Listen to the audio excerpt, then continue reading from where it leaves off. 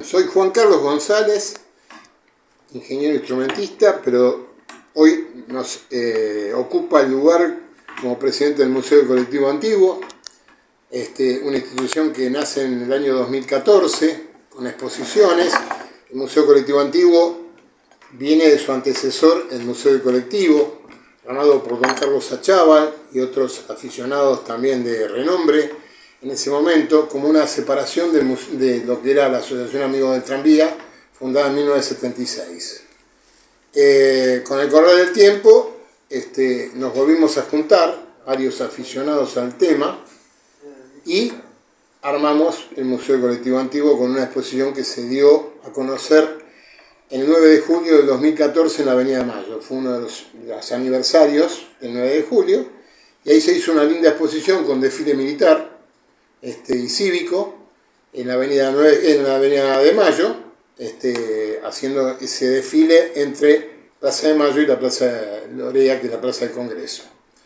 Así que bueno, mi afición nace de muy chico, 7, 8 años, merced a mis dos abuelos, Juan y Carlos, llevo el nombre de ellos, con uno de la mano en la parte ferroviaria los fines de semana y con el otro las pirlungadas sobre los colectivos. Pirlungadas para mí es una forma de decir hacer el recorrido completo de las líneas de colectivo un sábado o un domingo a la tarde, llegar a donde terminaba el colectivo, una cocucha, un alfajor, un panchito, y nos veníamos de vuelta con los nonos con la alegría de haber hecho el recorrido completo.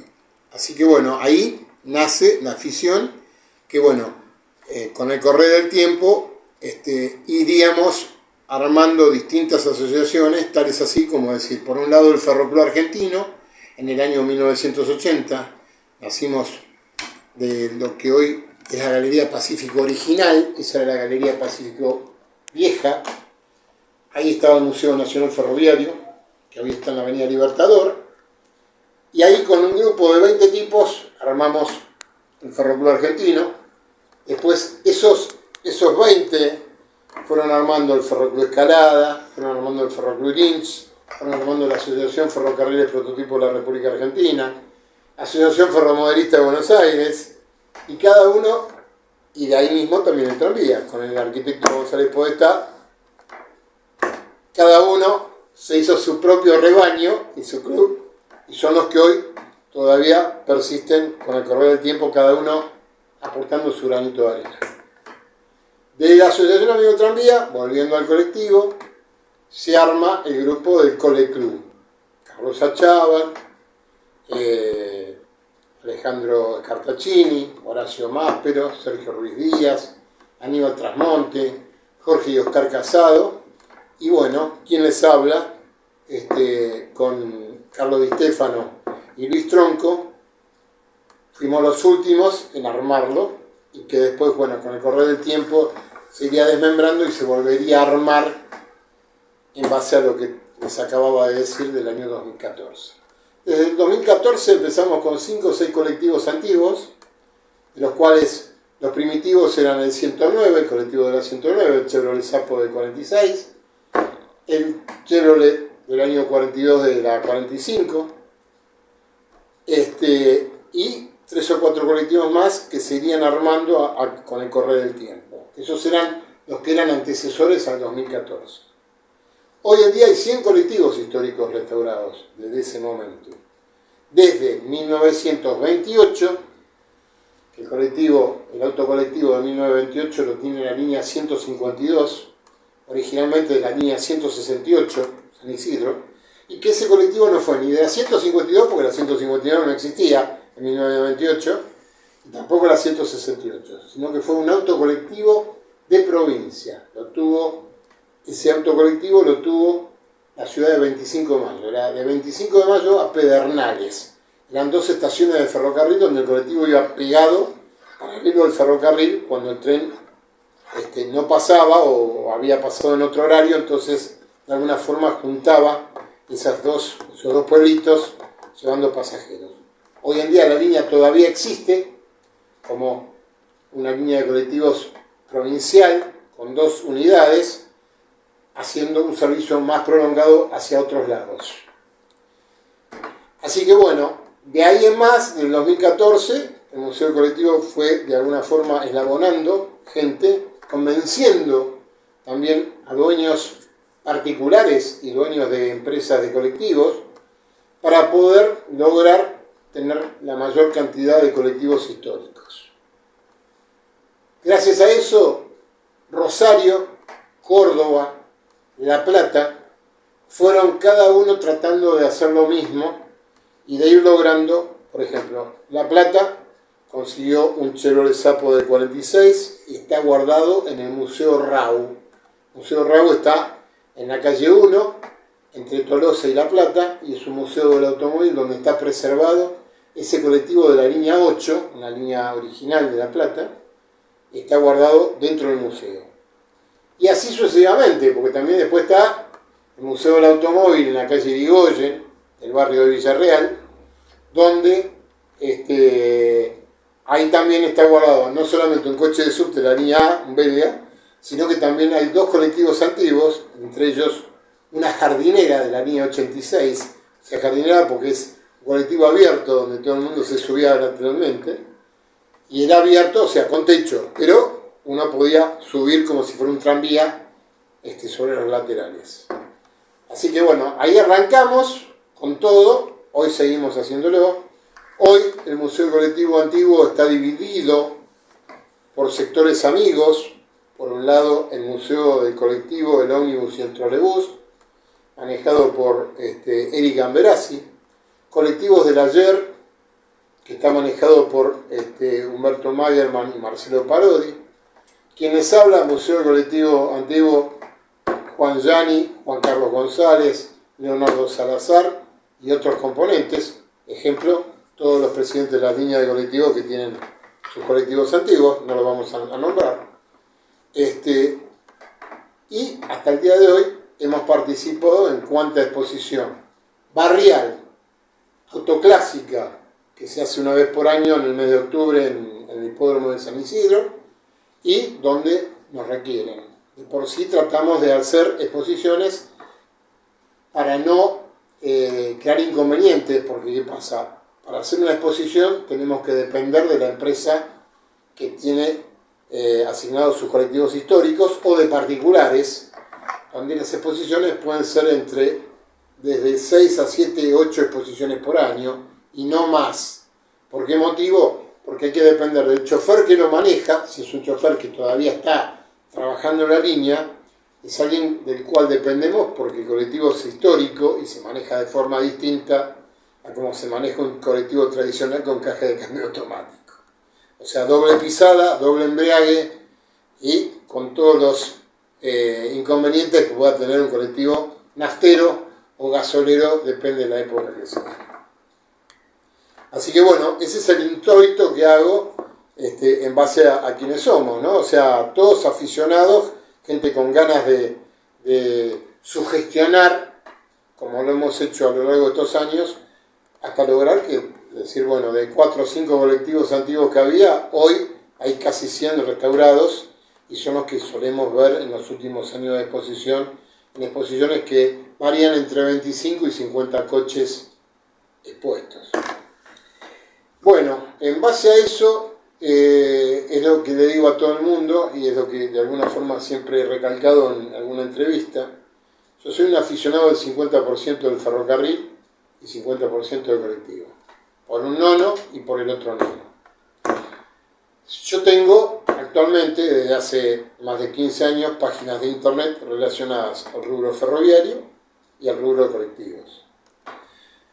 Si yo tengo que poner una foto en la página, la parte ferroviaria, o un video filmado por mi persona desde el año 1988, o sea, ya más de 34 años de filmado, lo van a ver 10, 15 personas. Supongamos que la puse ayer y de ayer a hoy lo vieron 10 a 15 personas. Esas 10, 15 personas, conociéndolas en el orden de cómo uno va haciendo amistades o va viendo en relación a lo que uno va poniendo, es toda gente que tiene de 70, 80 años para abajo hasta un promedio de 50 o 45 años de edad.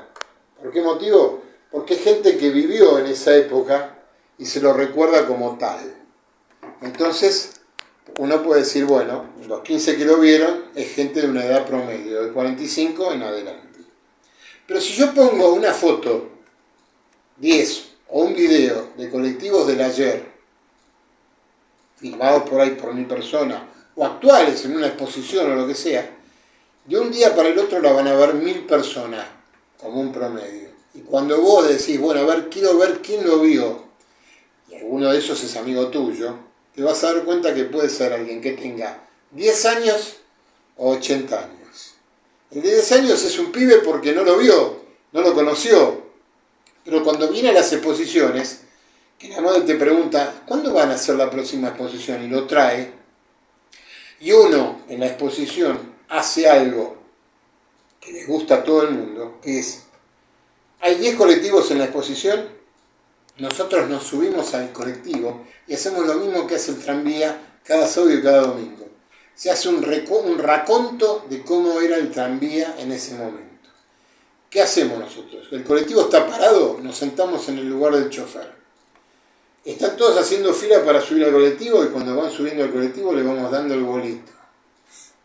Boleto, subiendo, sentándose, subiéndose, corriéndose hacia el interior del vehículo, se desciende por la puerta de atrás si la tenía, si no la tenía, y entonces uno le hace una explicación de cómo era el colectivo desde el año 1928, donde 4 gallegos se juntaron en la esquina de la Carre y Rivadavia, en el bar que hoy es Pharmacity, ahí está la plazoleta del colectivo, en esa esquina. Ahí a una cuadra estaba también una empresa de carrocerías, que es Carrocería Sala. Y ahí nació el autocolectivo el 28 de septiembre del año 28. ¿Qué pasó ese día? Ese día se juntaron estos 4 gallegos, prolongando el chasis de su taxi para poder llevar 8 pasajeros desde la Carre y Rivadavia hasta Primera Junta, para hacer que la gente que iba a tomar el subte, por un peso, fuera con el coche, lo llevaran hasta la esquina ahí y poder volver, hasta que después la línea A armó el tranvía Anglo y llegó hasta la Carre y Rivadavia para competir, cosa que duró poco tiempo, pero era para competir con los tacheros, y ahí nace el colectivo, ahí nace el autocolectivo. De ahí empiezan a nacer todas las líneas, la línea 1 que iba de Primera Junta hasta General Paz, que después se prolongaría hasta la aduana, y ahí empiezan la 1, la 2, la 3, a medida que van creciendo las líneas de colectivo y cómo se van ramificando dentro de la capital, que en ese momento, en 1928, la capital todavía era campo en algunos lugares, ¿sí? Entonces, ¿qué pasa? Se van ramificando las líneas tranviarias. Porque ya las líneas tranviarias existían en 1890, ya había tranvía a caballo, ya había ciertos lugares, el tranvía de Belgrano, el tranvía La Croce, que era un tranvía rural. Bueno, entonces el colectivo empieza despacito a crecer, digamos, cuando vemos por ejemplo el modelo que tiene la línea 45, que es un Chevrolet 42, era un colectivo de 11 asientos, chiquito.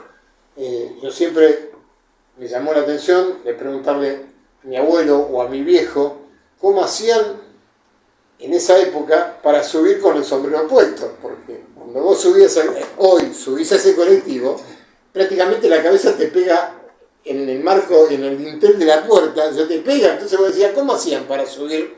Tenían que subir y viajar agachados, porque en el colectivo tenían que viajar. Uno lo ve en las películas, por ejemplo, hay una película antológica que es la de Pepe Gracias el Zorro, o la de Pepe Arias, que hace el chofer de colectivo de línea de provincia, de línea de larga distancia, donde vos ves eso, donde vos ves que están todos agazapados, viajando colgados del fierrito. Entonces ahí es donde empieza el colectivo con 11 asientos y va creciendo, porque las carroceras que nacen también en 1930 van prolongando el chasis de un camión, lo van prolongando y van desde 11 a 15, a 19, a 21, hasta llegar en los años 60 a 21 asientos, y que bueno, hoy son panflauta, 30 asientos, si es articulado tiene 50 asientos, etc. Entonces bueno, ahí empieza lo más lindo. el colectivo empieza a nacer. En el año 40, la línea 60 crea el boleto que todos conocemos, lo crea la línea 60, por ser la más larga, la que más recorrido tenía. O sea, hoy hacer un recorrido de acá a Tigre involucra 1 hora 40, 1 hora y cosas. En esa época eran 2 horas y media, porque iban, o sea, cuando el colectivo cruzaba lo que hoy es la General Paz, ahí era ya camino consolidado y era travesía de los indios ranqueles. Entonces, bueno, de ahí nace las secciones del colectivo. Por eso de ahí el boleto. Y el boleto había que devolverlo cuando descendía. ¿Por qué motivo? Porque en esa época no existía lo que después se llamó la planilla o la tarifa.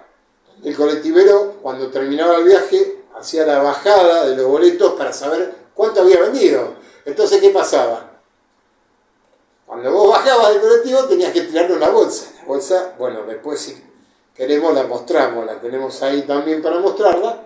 Entonces ahí el chofer cuando llegaba al final contaba los boletos que había vendido para saber cuánto había hecho, digamos, si tenía que rendirlo a la empresa, decía, bueno, vendí tanto de esto, tanto de esto, tanto de esto.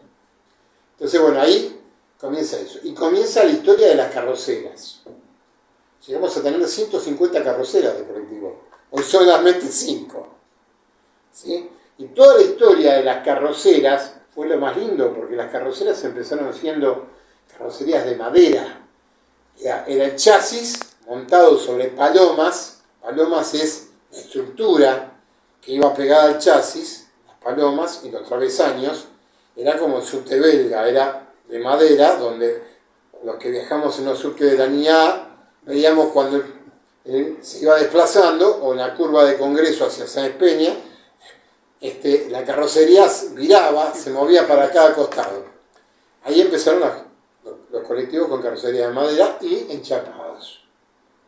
Y así fue creciendo. Una de las primeras carrocerías fue Ñeco, que años más tarde sería, a través del ingeniero Jorge Beritich, o sea, años 60, el famoso colectivo Ñeco Superamérica, que sería el primer colectivo en ese entonces con carrocería futurista. Los vidrios estaban pegados a la estructura y todos los vidrios eran distintos, eran romboidales, depende, y la parte de atrás, lo que sería el parante trasero con el parabrisas de atrás, también era una cosa estrambótica. Jorge Beritich fue el fabricante de la bollita, la famosa bollita que era, uno la llevaba a remolque del auto, y después la podía poner en el agua, y era, con el motorcito fuera de borda, era la bollita. Bueno, de ahí nació Ñeco, de esa carrocería fue Ñeco. Ñeco, Baccaro hacía los carritos para los heladeros. Empezó haciendo ambulancias. Baccaro estaba acá en la avenida Juan de Garay, al 4100, Garay Boedo. Y así sucesivamente todas. Ala, La Favorita, las más viejas, Agosti, carrocerías de renombre que hoy nada que ver, porque las que quedaron hoy, que son contadas con los dedos de la mano, son Ugarte, que es una carrocería de los años 80, La Favorita, que no es la original del dueño de La Favorita, que empezó allá por los años 50. Nuevo Bus, que es del amigo Prieto, Colcam en Moreno, Bimet, originalmente carrocerías Caseros en los años 50, luego Biglea, y luego la Biglea, y luego Bimet, Corwin, que es la que hace las cúpulas para las camionetas de carga. Entonces, hoy estamos hablando de 5 carrocerías. Ese, bueno, fue el avance, la gran avanzada del colectivo. Llega el mes de febrero del año 69 y todas las líneas de colectivos que habían empezado al principio de los años 28 y que se iban mudando año tras año, o sea que iban reemplazando tranvías, en el año 55, cuando nace la Corporación de Transporte, muchas líneas como la 39, como la 12, pierden colectivos. O sea, la corporación le saca colectivos, supongamos que la 39 tenía en su momento 50 coches, le restan coches para armar la corporación de transporte. O sea, no vamos a entrar en la política de eso, porque no cabe para esta entrevista, sería larguísimo. Y ahí forman con aproximadamente una cierta cantidad de colectivos la corporación, y los colectivos que iban del 1 al 99 reemplazando líneas tranviarias, que el tranvía moriría en el año 1962 y estamos hablando del 69. ¿Qué pasa? Formarían las líneas con numeración 200 al 300. De ahí, por ejemplo, lo que hoy es la línea 28 era la 208. La línea 93, que es la que nos ocuparía este lugar si fuera una entrevista, sería la 203. Y así sucesivamente. La 204 es la 4 de hoy, la 229 la 29, y así sucesivamente. La 220 es la 80, y podemos estar nombrando un montón más.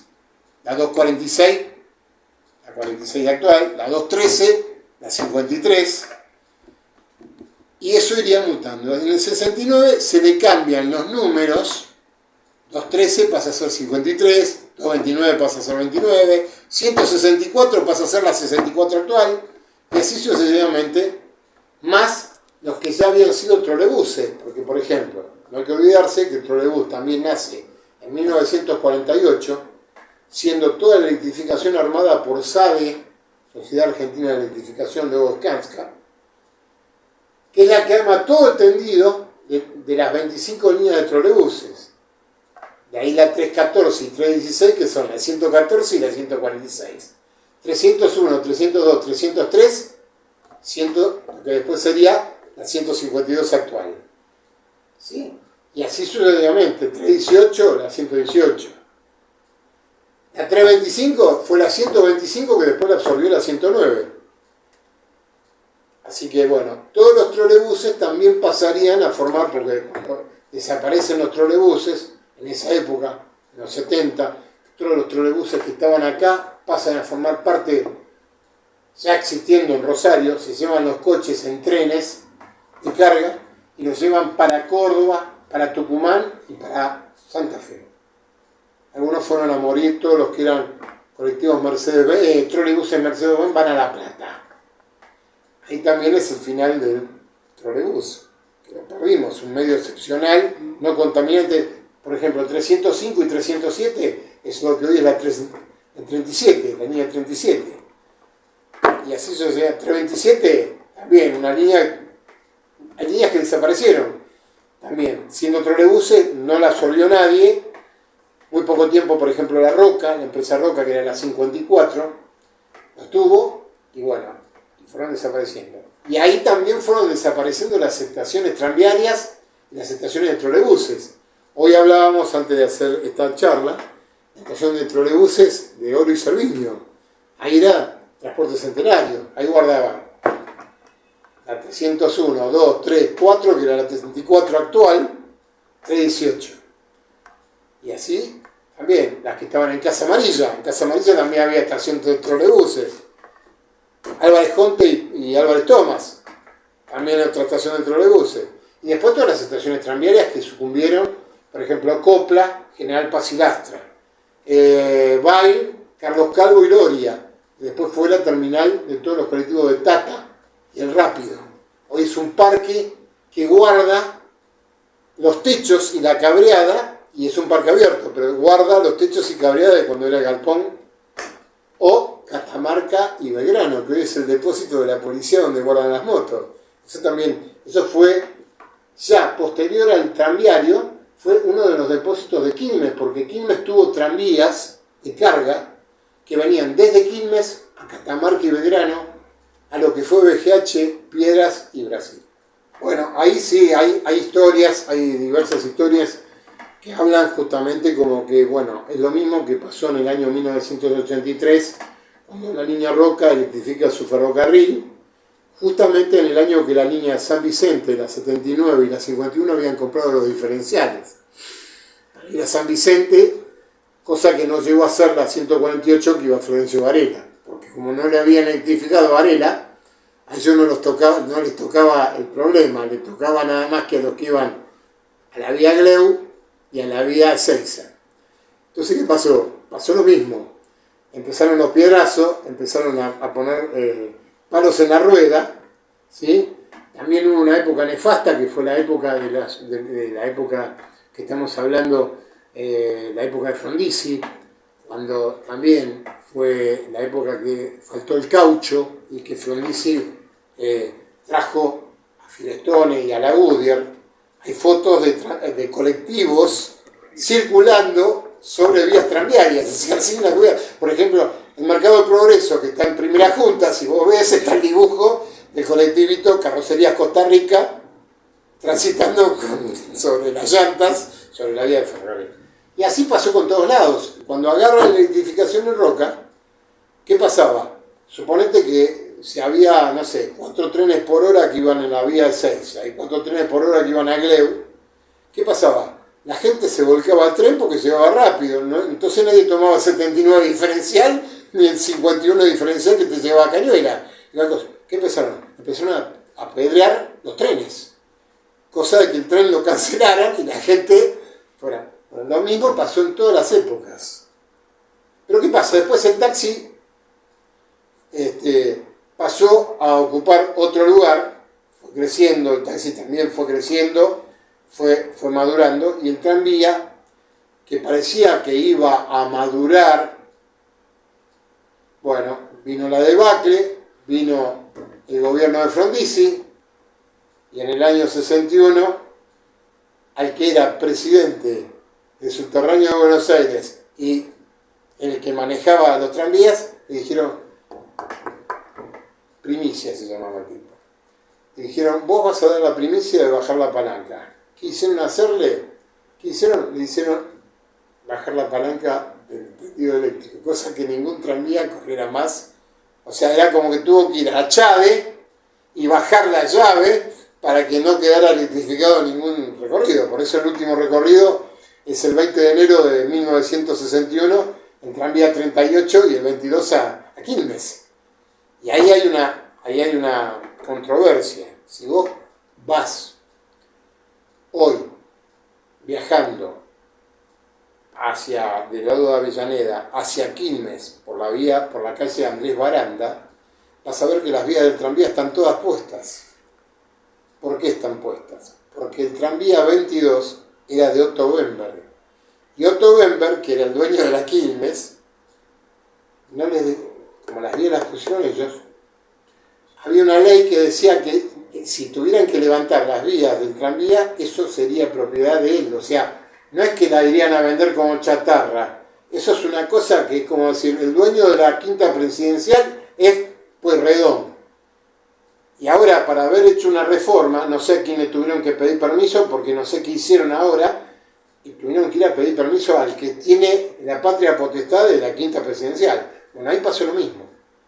¿Qué pasó? La última heredera de los Bemberg era María Luisa Bemberg, que tenía la quinta en el fondo de Quilmes. La quinta de los Quilmes. Ahí se filmaron películas y todo. Pero vos vas a Quilmes, Andrés Baranda, Rivadavia, Avenida Italia, que está en la vía de tranvía. Cuando nosotros, hace de esto 10 años atrás, Barba Gutiérrez, el intendente de Quilmes, nos pidió llevar el tranvía, ¿qué hicimos? Llevamos el tendido manual. ¿Qué hicimos? Con la gente de Selva, de Quilmes, pusimos todos los postes provisorios a lo largo de la calle Italia y Bransen, que es por donde suben los colectivos, colocamos el tranvía sobre esas vías. Y durante 3 fines de semana, sábado y domingo, hicimos correr uno de los tranvías históricos de la asociación en ese lugar.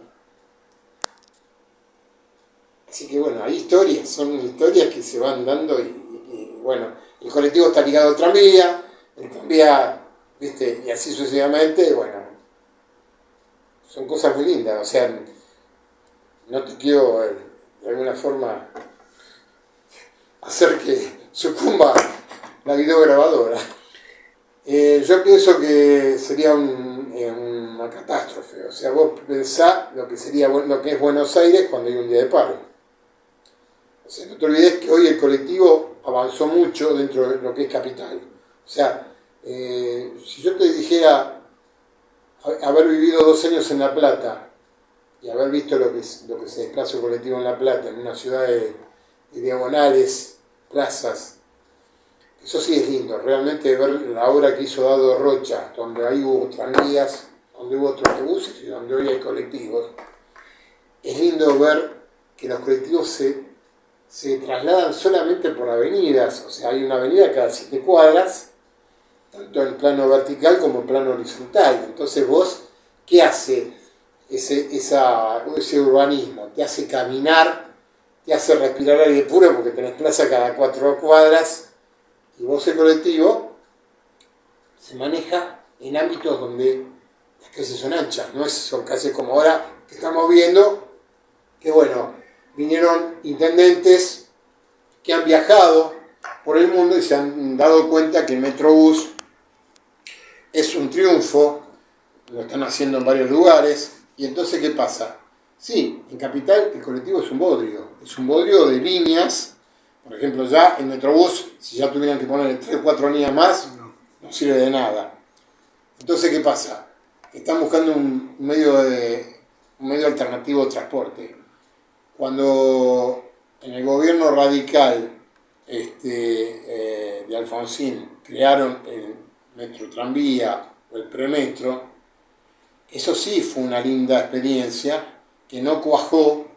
¿Por qué? Porque alguien dijo, no va a andar, no esto, no lo otro. Hoy en día, si tuviéramos premetro en varios lugares, o se hubiese hecho el premetro desde Plaza de los Virreyes hacia Ezeiza, o paralelo, decir hasta Villa Serena, paralelo al lado de la autopista, hubiese sido un boom. Un boom. ¿Por qué? Porque de esa manera está trayendo gente al subte, y el subte es un gran medio. O sea, lamentablemente en nuestro país lo que no tenemos es línea de subte. Acá, hoy, esta semana pusimos un artículo donde el subte fuimos la 5ª línea del mundo que tuvimos subte, y hoy somos, no sé, el final. ¿Por qué? Porque Pekín tiene 300 kilómetros, porque Alemania tiene esto, porque Estados Unidos tiene el otro. Y vos decís, pero la gran puta, ¿por qué no se expansionó? ¿Por qué cuando agarró Metrovías en el año 1994, que era dueña del ferrocarril Urquiza y del subterráneo, la línea B, ¿por qué no se pusieron de acuerdo para que el subterráneo, vos lo tomabas en Leandro Alem, terminaba en Campo de Mayo sobre la misma trocha y con la misma corriente eléctrica? ¿Por qué? Por un tema de sindicatos. El que manejaba el subte no podía estar arriba, y el que estaba arriba no podía estar abajo. Y te digo más, ¿cómo era fácil? El subte salía de Leandro Alem, que corrieron, yo tengo fotos de coches de arriba de la línea Urquiza, durante el año 95, corrieron durante mucho tiempo abajo, coches japoneses de Hitachi, corriendo abajo, alternativamente con los coches Oswald Bradley en el subte. ¿Qué podían haber hecho? Muy fácil. Como el de arriba no podía ir abajo y el de abajo no podía ir arriba, listo.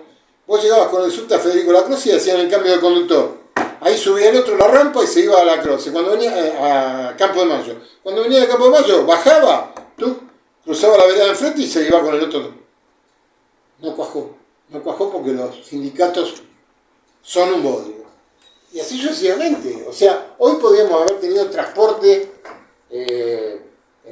Ejemplo, levantamos todas las vías de Capital Federal. Hasta hace 2 o 3 años atrás. Ibas acá a San Telmo. San Telmo no le deja levantar una vía tranviaria. La República de San Telmo. ¿Por qué? Porque dice que la adoquín y la vía tranviaria es algo característico de cosas. Entonces, ¿qué pasó? Habían levantado los adoquines y habían asfaltado, teniendo la vía. ¿Y qué pasó? Pedro Rodríguez, que es el presidente de la fundación de la República de San Telmo, dijo, no, pongan de vuelta los adoquines.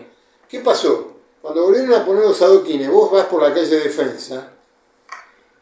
Una cosa era el adoquín abanico que ponían los presos en la avenida Caseros, el Cobo, en el Cano, que era abanicado, ¿sí? Una cosa bárbara porque era toda la cama, yo lo he visto, todavía en los años 70 todavía se veían, era la cama de arena, era el abanico, y después cuando colocaban el abanico era la brea, o venía el tipo con la aceitera arreglada de brea y la rellenaba entre surco y surco de cada cosa. Hoy en día te colocaron de vuelta el adoquín, que es un adoquín más chico, ni siquiera grande,